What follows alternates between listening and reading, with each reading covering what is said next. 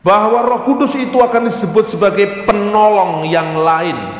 Di sini dikatakan, aku akan minta kepada Bapa dan aku akan memberikan kepadamu seorang penolong yang lain supaya ia menyertai kamu selama-lamanya. Kenapa disebut penolong yang lain?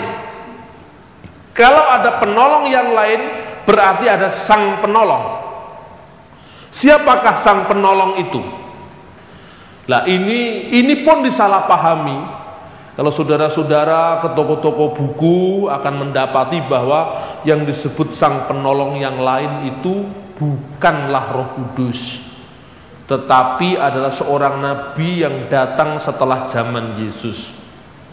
Dalam konteks ini kemudian buku-buku ini membenarkan umat Islam bahwa nabi itu adalah Nabi Muhammad, bukan Roh Kudus. Atas dasar ini seorang yang bernama Alexander kemudian masuk agama Islam, meninggalkan agama Kristen dan namanya diganti Muhammad Dzulkarnain. Aslinya namanya Alexander. Namanya Alexander diganti Muhammad Dzulkarnain. Banyak buku-buku yang lain. Malahan sekarang ada satu buku yang judulnya Mengapa Kami Memilih Agama Islam, itu berseri tokoh-tokoh dunia yang katanya tokoh-tokoh dunia memilih Islam. Bahkan ada satu buku yang judulnya Bible, Quran dan Sains Modern, ditulis oleh Dr. Maurid Bucaille, yang juga mengatakan yang disebut penghibur ini adalah Muhammad dan bukan Roh Kudus. Nah, ini bagaimana kok bisa seperti itu? Sehingga orang Kristen perlu mengerti apa jawabannya. Roh Kudus itu siapa? Mengapa disebut sebagai penolong yang lain? Salah satu argumennya, katanya, ini memang banyak katanya, karena memang ini menjawab orang lain. Yang diterjemahkan dengan kata penghibur itu bahasa aslinya. Waduh, bahasa aslinya kayak tahu-tahu sendiri. Bahasa aslinya adalah parakletos. Kata ini dipalsukan oleh orang Kristen. Mestinya adalah periklitos, bukan parakletos. Periklitos itu artinya sang terpuji. Kemudian oleh orang Kristen diganti hurufnya jadi parakletos. Sang terpuji itu di dalam bahasa Arabnya adalah Ahmad, Mahmud, Muhammad. Jadi yang disebut sang penghibur itu, aku akan mengutus seorang yang terpuji. Yang terpuji itu bahasa Arabnya Ahmad atau Muhammad. Maka namanya itu adalah Muhammad. Ini katanya nubuat, katanya sasmito, katanya adalah suatu ramalan yang akan datang. Ini menurut kelompok ini. Apakah benar teks aslinya itu adalah periklitos dan bukan parakletos? Itu sama sekali tidak benar, itu bohong. Aslinya sejak zaman abad pertama, tahun 120 sudah ada salinan Injil dalam tulisan tangan yang namanya manuskrip tulisan tangan yang ditemukan di Mesir tahun 120, bunyinya parakletos bukan periklitos. Dan bahasa Yunani itu tidak sama dengan bahasa Ibrani, bahasa Arab. Setiap bahasa itu sendiri-sendiri. Bahasa Ibrani dan bahasa Arab itu menarik, saudara-saudara. Menariknya itu gini. Kata-kata dalam bahasa Ibrani dan bahasa Arab itu hanya dibentuk dari 3 huruf mati. 3 huruf mati itu kemudian diberi huruf hidup vokal sesuai dengan kebutuhannya. Contohnya, Shalom itu artinya damai. Orang yang membawa damai, Shalom. Ini Ibrani. Bahasa Arab juga gitu, Shalom. Shalom orang yang membawa damai, Shalom. Shalom itu kata benda yang artinya damai sejahtera. Jadi Assalamualaikum, peace be with you all. Salam sejahtera untuk Anda semua. Assalamualaikum bahasa Ibraninya Shalom Aleichem. Ya memang itu saudara itu. Iska Ismail kan anaknya Bapak Ibrahim itu, jadi miriplah satu sama lain kayak Sunda, Jawa, Bali, Melayu, Indonesia itu mirip satu sama lain. Nah, orang yang meminta perdamaian itu syaratnya dia harus taat kepada Tuhan, jadi aslam. Salam jadi aslam. Orang yang mencari salam perdamaian dengan taat atau aslam, itu namanya muslim. Kalau perempuan muslimah. Nah, agama yang mengajarkan untuk mencari perdamaian dengan sikap aslam, taat kepada Tuhan, namanya al-Islam. Jadi bisa dibolak-balik, yang penting SLM, sin lam mim tidak hilang. Tetapi bisa ditambahi kata, diganti kata, menjadi kata benda, kata kerja, kata benda baru, kata sifat. Itu bahasa Arab. Nah, bahasa Ibrani nggak bisa diatur pakai bahasa Arab. Bahasa Yunani nggak bisa, karena bahasa Arab Ibrani serumpun, makanya mirip. Shema Yisrael Adonai Eloheinu Adonai Echad. Orang Arab menyebut Isma'u ya Israel ar-rubun ilahuna rubun wahid. Orang Arab menyebut ilahuna, orang Yahudi menyebut Eloheinu. Orang Ibrani menyebut Shema, orang Arab menyebut Isma'u. Orang Ibrani menyebut Ahad, orang Arab menyebut Echad, orang Arab menyebut Ahad. Ini karena memang mirip lah. Yunani itu rumpunnya beda, bahasanya beda, budayanya beda. Karena itu tidak bisa Parakletos dibaca Periklitos, tidak bisa. Parakletos ya Parakletos, Periklitos ya Periklitos, kayak bahasa Jawa, kayak bahasa Indonesia. Cewek ya cewek, beda dengan cowok, beda dengan cuek. Itu tidak sama, beda dengan cowek, tidak sama. Cowek, cewek, cowok, cuek itu tidak sama. Itu nggak sama dengan bahasa Arab lah. Ini sudah salah metode, salah dalam menerapkan bahasa sehingga mereka keliru semua. Yang kedua, sejak semula memang saudara-saudara kita umat Islam ini ingin meyakinkan bahwa sebenarnya agama yang dibawa oleh Nabi Muhammad, Nabi mereka itu sudah diramalkan dalam Taurat, Injil yang ada pada kita ini. Berusaha diyakinkan sejak abad ke-8 Masehi, muncullah seorang penulis yang bernama Ibnu Ishaq, putranya Ishaq. Ibnu Ishaq itu menulis sebuah buku The Life of Muhammad, bahasa aslinya bahasa Arab Syirat An-Nabawiyah, jadi sejarah hidup Nabi.